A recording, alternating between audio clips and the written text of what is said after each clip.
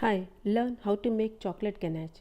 Chocolate ganache is nothing but pure chocolate melted with generous amount of boiling fresh cream. This smooth airless chocolate cream makes a lot of things possible. A benefit of chocolate ganache is that the high content of chocolate preserves the fresh cream so the final product can last in room temperature for a few days before events are celebrated.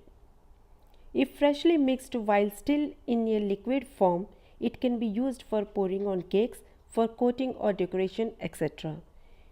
After a few hours of resting, it will set in a perfect working condition for masking, sandwiching, piping, and decorating cakes. If refrigerated, ganache will set hard like butter. This provides a good condition to coat cakes with rolling fondant. Chocolate ganache can also be whipped to increase its volume and create milky lighter color for truffle cream. Whipping ganache can also reduce heaviness of a cake. Heat and boil the cream. Switch off heat when the cream is at boiling point for a few seconds.